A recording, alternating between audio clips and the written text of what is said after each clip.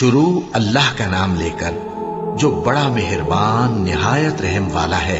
سب تعریف اللہ ہی کو ہے جس نے اپنے محبوب بندے محمد صلی اللہ علیہ وآلہ وسلم پر یہ کتاب نازل کی اور اس میں کسی طرح کی کجی اور پیچیدگی نہ رکھی، بلکہ سیدھی اور سلیس اتاری تاکہ لوگوں کو عذاب سخت سے جو اس کی طرف سے آنے والا ہے ڈرائے، اور مومنوں کو جو نیک عمل کرتے ہیں خوشخبری سنائے کہ ان کے لیے ان کے کاموں کا نیک بدلہ یعنی بہشت ہے جس میں وہ ہمیشہ رہیں گے، اور ان لوگوں کو بھی ڈرائے جو کہتے ہیں کہ اللہ نے کسی کو بیٹا بنا لیا ہے۔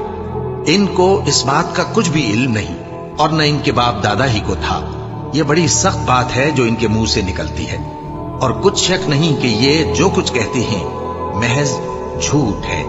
اے پیغمبر، اگر یہ اس کلام پر ایمان نہ لائیں تو شاید تم ان کے پیچھے رنج کر کر کے اپنے تئیں ہلاک کر دو گے۔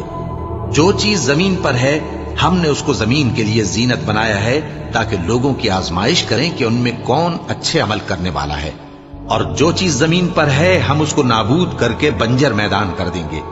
کیا تم خیال کرتے ہو کہ غار اور لوح والے ہماری نشانیوں میں سے عجیب تھے؟ جب وہ نوجوان غار میں جا رہے تو کہنے لگے کہ اے ہمارے پروردگار، ہم پر اپنے ہاں سے رحمت نازل فرما اور ہمارے کام میں درستی کے سامان مہیا کر۔ تو ہم نے غار میں کئی سال تک ان کے کانوں پر نیند کا پردہ ڈالے رکھا، یعنی ان کو سلائے رکھا، پھر ان کو جگہ اٹھایا تاکہ معلوم کریں کہ جتنی مدت وہ غار میں رہے دونوں جماعتوں میں سے اس کی مقدار کس کو خوب یاد ہے۔ ہم ان کے حالات تم سے صحیح صحیح بیان کرتے ہیں۔ وہ کئی نوجوان تھے جو اپنے پروردگار پر ایمان لائے تھے، اور ہم نے ان کو اور زیادہ ہدایت دی تھی، اور ان کے دلوں کو مربوط یعنی مضبوط کر دیا۔ جب وہ اٹھ کھڑے ہوئے تو کہنے لگے کہ ہمارا پروردگار آسمانوں اور زمین کا مالک ہے، ہم اس کے سوا کسی کو معبود سمجھ کر نہ پکاریں گے۔ اگر ایسا کیا تو اس وقت ہم نے بے عقلی کی بات کی۔ ان ہماری قوم کے لوگوں نے اس کے سوا اور معبود بنا رکھے ہیں، بھلا یہ ان کے معبود ہونے پر کوئی کھلی دلیل کیوں نہیں لاتے؟ تو اس سے زیادہ کون ظالم ہے جو اللہ پر جھوٹ باندھے؟ اور جب تم نے ان مشرکوں سے اور جن کی یہ اللہ کے سوا عبادت کرتے ہیں ان سے کنارہ کر لیا ہے تو غار میں چل رہو، تمہارا پروردگار تمہارے لیے اپنی رحمت وسیع کر دے گا اور تمہارے کاموں میں آسانی کے سامان مہیا کرے گا۔ اور جب سورج نکلے تو تم دیکھو کہ دھوپ ان کے غار سے داہنی طرف سمٹ جائے، اور جب غروب ہو تو ان سے بائیں طرف کترا جائے، اور وہ اس غار کے کشادہ حصے میں تھے۔ یہ اللہ کی نشانیوں میں سے ہیں، جس کو اللہ ہدایت دے وہ ہدایت یاب ہے، اور جس کو گمراہ رہنے دے تو تم اس کے لیے کوئی دوست راہ بتانے والا نہ پاؤ گے۔ اور تم ان کے متعلق خیال کرو کہ وہ جاگ رہے ہیں حالانکہ وہ سوتے ہیں، اور ہم ان کو دائیں اور بائیں کروٹ بدلاتے تھے، اور ان کا کتا چوکھٹ پر دونوں ہاتھ پھیلائے ہوئے تھا۔ اگر تم ان کو جھانک کر دیکھتے تو پیٹ پھیر کر بھاگ جاتے اور ان سے دہشت میں آ جاتے۔ اور اسی طرح ہم نے ان کو اٹھایا تاکہ آپس میں ایک دوسرے سے دریافت کریں۔ ایک کہنے والے نے کہا کہ تم یہاں کتنی مدت رہے؟ انہوں نے کہا کہ 1 دن یا اس سے بھی کم۔ انہوں نے کہا کہ جتنی مدت تم رہے ہو تمہارا پروردگار ہی اس کو خوب جانتا ہے، تو اپنے میں سے کسی کو یہ روپیہ دے کر شہر بھیجو، وہ دیکھے کہ نفیس کھانا کون سا ہے تو اس میں سے کھانا لے آئے، اور احتیاط سے آئے جائے اور تمہارا حال کسی کو نہ بتائے۔ اگر وہ تم پر دسترس پا لیں گے تو تمہیں سنسار کر دیں گے یا پھر اپنے مذہب میں داخل کر لیں گے، اور اس وقت تم کبھی فلاح نہیں پاؤ گے۔ اور اسی طرح ہم نے لوگوں کو ان کے حال سے خبردار کر دیا تاکہ وہ جانیں کہ اللہ کا وعدہ سچا ہے، اور یہ کہ قیامت جس کا وعدہ کیا جاتا ہے اس میں کچھ شک نہیں۔ اس وقت لوگ ان کے بارے میں باہم جھگڑنے لگے اور کہنے لگے کہ ان کے غار پر عمارت بنا دو۔ ان کا پروردگار ان کے حال سے خوب واقف ہے۔ جو لوگ ان کے معاملے میں غلبہ رکھتے تھے وہ کہنے لگے کہ ہم ان کے غار پر مسجد بنائیں گے۔ بعض لوگ اٹکل پچو کہیں گے کہ وہ 3 تھے اور چوتھا ان کا کتا تھا، اور بعض کہیں گے کہ وہ 5 تھے اور چھٹا ان کا کتا تھا، اور بعض کہیں گے کہ وہ 7 تھے اور 8واں ان کا کتا تھا۔ کہہ دو کہ میرا پروردگار ہی ان کے شمار سے خوب واقف ہے، ان کو جانتے بھی ہیں تو تھوڑے ہی لوگ جانتے ہیں۔ تو تم ان کے معاملے میں بحث نہ کرنا مگر سرسری سی بحث، اور نہ ان کے بارے میں ان میں سے کسی سے کچھ دریافت ہی کرنا، اور کسی کام کی نسبت نہ کہنا کہ میں اسے کل کر دوں گا، مگر انشاءاللہ کہہ کر، یعنی اگر اللہ چاہے تو کر دوں گا۔ اور جب اللہ کا نام لینا بھول جاؤ تو یاد آنے پر لے لو، اور کہہ دو کہ امید ہے کہ میرا پروردگار مجھے اس سے بھی زیادہ ہدایت کی باتیں بتائے۔ اور اصحاب کہف اپنے غار میں 9 پر 300 سال رہے۔ کہہ دو کہ جتنی مدت وہ رہے اسے اللہ ہی خوب جانتا ہے، اسی کو آسمانوں اور زمین کی پوشیدہ باتیں معلوم ہیں، وہ کیا خوب دیکھنے والا اور کیا خوب سننے والا ہے۔ اس کے سوا ان کا کوئی کارساز نہیں، اور نہ وہ اپنے حکم میں کسی کو شریک کرتا ہے۔ اور اپنے پروردگار کی کتاب کو جو تمہارے پاس بھیجی جاتی ہے پڑھتے رہا کرو، اس کی باتوں کو کوئی بدلنے والا نہیں، اور اس کے سوا تم کہیں پناہ بھی نہیں پاؤ گے۔ اور جو لوگ صبح و شام اپنے پروردگار کو پکارتے اور اس کی خوشنودی کے طالب ہیں، ان کے ساتھ صبر کرتے رہو، اور تمہاری نگاہیں ان میں سے گزر کر اور طرف نہ دوڑیں کہ تم دنیاوی زندگی کی رونقوں کے خواستگار ہو جاؤ۔ اور جس شخص کے دل کو ہم نے اپنی یاد سے غافل کر دیا ہے اور وہ اپنی خواہش کی پیروی کرتا ہے اور اس کا کام حد سے بڑھ گیا ہے، اس کا کہا نہ ماننا۔ اور کہہ دو کہ لوگو یہ قرآن تمہارے پروردگار کی طرف سے برحق ہے، تو جو چاہے ایمان لائے اور جو چاہے کافر رہے۔ ہم نے ظالموں کے لیے دوزخ کی آگ تیار کر رکھی ہے جس کی قناتیں ان کو گھیر رہی ہوں گی، اور اگر فریاد کریں گے تو ایسے کھولتے ہوئے پانی سے ان کی داد رسی کی جائے گی جو پگھلے ہوئے تانبے کی طرح گرم ہوگا، اور جو ان کے چہروں کو بھون ڈالے گا۔ ان کے پینے کا پانی بھی برا اور آرام گاہ بھی بری۔ اور جو ایمان لائے اور کام بھی نیک کرتے رہے تو ہم نیک کام کرنے والوں کا اجر ضائع نہیں کرتے۔ ایسے لوگوں کے لیے ہمیشہ رہنے کے باغ ہیں جن میں ان کے محلوں کے نیچے نہریں بہ رہی ہیں، ان کو وہاں سونے کے کنگن پہنائے جائیں گے، اور وہ باریک دیبا اور اطلس کے سبز کپڑے پہنا کریں گے، اور تختوں پر تکیے لگا کر بیٹھا کریں گے۔ کیا خوب بدلہ اور کیا خوب آرام گاہ ہے۔ اور ان سے 2 شخصوں کا حال بیان کرو جن میں سے ایک کو ہم نے انگور کے 2 باغ عنایت کیے تھے اور ان کے گردا گرد کھجوروں کے درخت لگا دیے تھے، اور ان کے درمیان کھیتی پیدا کر دی تھی۔ دونوں باغ کثرت سے پھل لاتے اور اس کی پیداوار میں کسی طرح کی کمی نہ ہوتی، اور دونوں میں ہم نے ایک نہر بھی جاری کر رکھی تھی، اور اس طرح اس شخص کو ان کی پیداوار ملتی رہتی تھی۔ تو ایک دن جبکہ وہ اپنے دوست سے باتیں کر رہا تھا، کہنے لگا کہ میں تم سے مال و دولت میں بھی زیادہ ہوں اور جتھے اور جماعت کے لحاظ سے بھی زیادہ عزت والا ہوں، اور ایسی شیخیوں سے اپنے حق میں ظلم کرتا ہوا اپنے باغ میں داخل ہوا۔ کہنے لگا کہ میں نہیں خیال کرتا کہ یہ باغ کبھی تباہ ہو، اور نہ خیال کرتا ہوں کہ قیامت برپا ہو، اور اگر میں اپنے پروردگار کی طرف لوٹایا بھی جاؤں تو وہاں ضرور اس سے اچھی جگہ پاؤں گا۔ تو اس کا دوست جو اس سے گفتگو کر رہا تھا کہنے لگا کہ کیا تم اس ذات سے کفر کرتے ہو جس نے تم کو مٹی سے پیدا کیا، پھر نطفے سے، پھر تمہیں پورا آدمی بنایا؟ مگر میں تو یہ کہتا ہوں کہ اللہ ہی میرا پروردگار ہے، اور میں اپنے پروردگار کے ساتھ کسی کو شریک نہیں کرتا۔ اور جب تم اپنے باغ میں داخل ہوئے تو تم نے ماشاء اللہ لا قوت الا باللہ کیوں نہ کہا؟ اگر تم مجھے مال و اولاد میں اپنے سے کمتر دیکھتے ہو تو عجب نہیں کہ میرا پروردگار مجھے تمہارے باغ سے بہتر عطا فرمائے، اور تمہارے اس باغ پر آسمان سے آفت بھیج دے تو وہ صاف میدان ہو جائے، یا اس باغ کی نہر کا پانی گہرائی میں اتر جائے تو پھر تم اسے تلاش نہ کر سکو، اور اس کے میووں کو عذاب نے آ گھیرا اور وہ اپنی چھتریوں پر گر کر رہ گیا، تو جو مال اس نے اس پر خرچ کیا تھا اس پر حسرت سے ہاتھ ملنے لگا اور کہنے لگا کہ کاش میں اپنے پروردگار کے ساتھ کسی کو شریک نہ بناتا۔ اس وقت اللہ کے سوا کوئی جماعت اس کی مددگار نہ ہوئی اور نہ وہ بدلہ لے سکا۔ یہاں سے ثابت ہوا کہ حکومت سب اللہ کی ہے، جو معبود برحق ہے وہی بہترین ثواب عطا کرنے والا اور بہترین انجام لانے والا ہے۔ اور ان سے دنیا کی زندگی کی مثال بھی بیان کر دو کہ وہ ایسی ہے جیسے پانی جسے ہم نے آسمان سے برسایا تو اس کے ساتھ زمین کی پیداوار مل کر نکلی، پھر وہ چورا چورا ہو گئی کہ ہوائیں اسے اڑاتی پھرتی ہیں، اور اللہ تو ہر چیز پر قدرت رکھتا ہے۔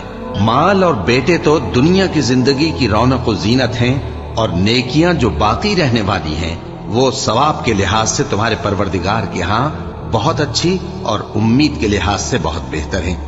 اور جس دن ہم پہاڑوں کو چلائیں گے اور تم زمین کو صاف میدان دیکھو گے، اور ان لوگوں کو ہم جمع کر لیں گے تو ان میں سے کسی کو بھی نہیں چھوڑیں گے، اور سب تمہارے پروردگار کے سامنے صف باندھ کر لائے جائیں گے، تو ہم ان سے کہیں گے کہ جس طرح ہم نے تم کو پہلی بار پیدا کیا تھا اسی طرح آج تم ہمارے سامنے آئے، لیکن تم نے تو یہ خیال کر رکھا تھا کہ ہم نے تمہارے لیے قیامت کا کوئی وقت مقرر ہی نہیں کیا، اور اعمال کی کتاب کھول کر رکھی جائے گی تو تم گناہگاروں کو دیکھو گے کہ جو کچھ اس میں لکھا ہوگا اس سے ڈر رہے ہوں گے، اور کہیں گے ہائے شامت، یہ کیسی کتاب ہے کہ نہ چھوٹی بات کو چھوڑتی ہے نہ بڑی کو، کوئی بات بھی نہیں مگر اسے لکھ رکھا ہے، اور جو جو عمل کیے ہوں گے سب کو حاضر پائیں گے، اور تمہارا پروردگار کسی پر ظلم نہیں کرے گا۔ اور جب ہم نے فرشتوں کو حکم دیا کہ آدم کو سجدہ کرو تو سب نے سجدہ کیا مگر ابلیس نے نہ کیا، وہ جنات میں سے تھا تو اپنے پروردگار کے حکم سے باہر ہو گیا۔ کیا تم اس کو اور اس کی اولاد کو میرے سوا دوست بناتے ہو، حالانکہ وہ تمہارے دشمن ہیں، اور شیطان کی دوستی ظالموں کے لیے اللہ کی دوستی کا برا بدل ہے۔ میں نے ان کو نہ تو آسمانوں اور زمین کے پیدا کرنے کے وقت بلایا تھا اور نہ خود ان کے پیدا کرنے کے وقت، اور میں ایسا نہ تھا کہ گمراہ کرنے والوں کو مددگار بناتا۔ اور جس دن اللہ فرمائے گا کہ اب میرے شریکوں کو جن کی نسبت تم معبود ہونے کا گمان رکھتے تھے بلاؤ، تو وہ ان کو بلائیں گے مگر وہ ان کو کچھ جواب نہ دیں گے، اور ہم ان کے درمیان ہلاکت کی ایک جگہ بنا دیں گے، اور گناہگار لوگ دوزخ کو دیکھیں گے تو یقین کر لیں گے کہ وہ اس میں پڑنے والے ہیں، اور اس سے بچنے کا کوئی راستہ نہ پائیں گے۔ اور ہم نے اس قرآن میں لوگوں کے سمجھانے کے لیے طرح طرح کی مثالیں بیان فرمائی ہیں، لیکن انسان سب چیزوں سے بڑھ کر جھگڑالو ہے۔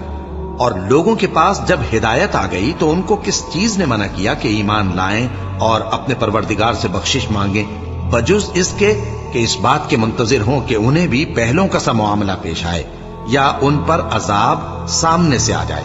اور ہم جو پیغمبروں کو بھیجا کرتے ہیں تو صرف اس لیے کہ لوگوں کو اللہ کی نعمتوں کی خوشخبریاں سنائیں اور عذاب سے ڈرائیں۔ اور جو کافر ہیں وہ باطل کی مدد سے جھگڑا کرتے ہیں تاکہ اس سے حق کو پھسلا دیں، اور انہوں نے ہماری آیتوں کو اور جس چیز سے ان کو ڈرایا جاتا ہے اسے ہنسی بنا لیا ہے۔ اور اس سے بڑھ کر ظالم کون، جس کو اس کے پروردگار کی آیات کے ذریعے سمجھایا گیا تو اس نے ان سے منہ پھیر لیا، اور جو اعمال وہ آگے کر چکا اس کو بھول گیا۔ ہم نے ان کے دلوں پر پردے ڈال دیے کہ اسے سمجھ نہ سکیں، اور کانوں میں ثقل پیدا کر دیا ہے کہ سن نہ سکیں، اور اگر تم ان کو رستے کی طرف بلاؤ تو کبھی رستے پر نہ آئیں گے۔ اور تمہارا پروردگار بخشنے والا صاحب رحمت ہے۔ اگر وہ ان کے کرتوتوں پر ان کو پکڑنے لگے تو ان پر جھٹ عذاب بھیج دے، مگر ان کے لیے ایک وقت مقرر کر رکھا ہے کہ اس کے عذاب سے کوئی پناہ کی جگہ نہ پائیں گے۔ اور یہ بستیاں جو ویران پڑی ہیں، جب انہوں نے کفر کر کے ظلم کیا تو ہم نے ان کو تباہ کر دیا، اور ان کی تباہی کے لیے ایک وقت مقرر کر دیا تھا۔ اور جب موسیٰ نے اپنے شاگرد سے کہا کہ جب تک میں دو دریاؤں کے ملنے کی جگہ نہ پہنچ جاؤں ٹلنے کا نہیں، خاص صدیوں چلتا رہوں، پھر جب وہ دونوں ان دریاؤں کے سنگم پر پہنچے تو اپنی مچھلی بھول گئے، پھر اس مچھلی نے دریا میں سرنگ کی طرح اپنا راستہ بنا لیا۔ جب آگے چلے تو موسیٰ نے اپنے شاگرد سے کہا کہ ہمارا کھانا لاؤ، اس سفر سے ہم کو بہت تکان ہو گئی ہے۔ اس نے کہا کہ بھلا آپ نے دیکھا کہ جب ہم نے اس چٹان کے پاس آرام کیا تھا تو میں مچھلی وہیں بھول گیا، اور مجھے آپ سے اس کا ذکر کرنا شیطان نے بھلا دیا، اور اس مچھلی نے عجیب طرح سے دریا میں اپنا راستہ بنایا۔ موسیٰ نے کہا یہی تو وہ مقام ہے جسے ہم تلاش کرتے تھے۔ تو وہ اپنے پاؤں کے نشان دیکھتے دیکھتے لوٹ گئے۔ وہاں انہوں نے ہمارے بندوں میں سے ایک بندہ دیکھا جس کو ہم نے اپنے ہاتھ سے رحمت خاص سے نوازا تھا اور اپنے پاس سے ایک خاص علم بخشا تھا۔ موسیٰ نے ان سے جن کا نام خضر تھا کہا کہ جو علم اللہ کی طرف سے آپ کو سکھایا گیا ہے، اگر آپ اس میں سے مجھے کچھ بھلائی کی باتیں سکھائیں تو میں آپ کے ساتھ رہوں۔ خضر نے کہا کہ تم میرے ساتھ رہ کر صبر نہیں کر سکو گے، اور جس بات کی تمہیں خبر ہی نہیں اس پر صبر کر بھی کیسے سکتے ہو؟ موسیٰ نے کہا اللہ نے چاہا تو آپ مجھے صابر پائیے گا، اور میں آپ کے ارشاد کے خلاف نہیں کروں گا۔ خضر نے کہا اگر تم میرے ساتھ رہنا چاہو تو شرط یہ ہے مجھ سے کوئی بات نہ پوچھنا جب تک میں خود اس کا ذکر تم سے نہ کروں۔ تو دونوں چل پڑے، یہاں تک کہ جب کشتی میں سوار ہوئے تو خضر نے کشتی کو پھاڑ ڈالا۔ موسیٰ نے کہا کیا آپ نے اس کو اس لیے پھاڑا ہے کہ سواروں کو غرق کر دی؟ یہ تو آپ نے بڑی عجیب بات کی۔ خضر نے کہا کیا میں نے نہیں کہا تھا کہ تم میرے ساتھ صبر نہ کر سکو گے؟ موسیٰ نے کہا کہ جو بھول مجھ سے ہوئی اس پر مواخذہ نہ کیجیے اور میرے معاملے میں مجھ پر مشکل نہ ڈالیے۔ پھر دونوں چلے، یہاں تک کہ رستے میں ایک لڑکا ملا تو خضر نے اسے مار ڈالا۔ موسیٰ نے کہا کہ آپ نے ایک بے گناہ شخص کو ناحق بغیر قصاص کے مار ڈالا، یہ تو آپ نے بری بات کی۔ خضر نے کہا کیا میں نے نہیں کہا تھا کہ تم سے میرے ساتھ صبر نہیں ہو سکے گا؟ انہوں نے کہا کہ اگر میں اس کے بعد پھر کوئی بات پوچھوں یعنی اعتراض کروں تو مجھے اپنے ساتھ نہ رکھیے گا کہ آپ میری طرف سے عذر کے قبول کرنے میں حد کو پہنچ گئے ہیں۔ پھر دونوں چلے، یہاں تک کہ گاؤں والوں کے پاس پہنچے اور ان سے کھانا طلب کیا۔ انہوں نے ان کی ضیافت کرنے سے انکار کیا۔ پھر انہوں نے وہاں ایک دیوار دیکھی جو گرا چاہتی تھی تو خضر نے اس کو سیدھا کر دیا۔ موسیٰ نے کہا کہ اگر آپ چاہتے تو ان سے اس کا معاوضہ لے لیتے تاکہ کھانے کا کام چلتا۔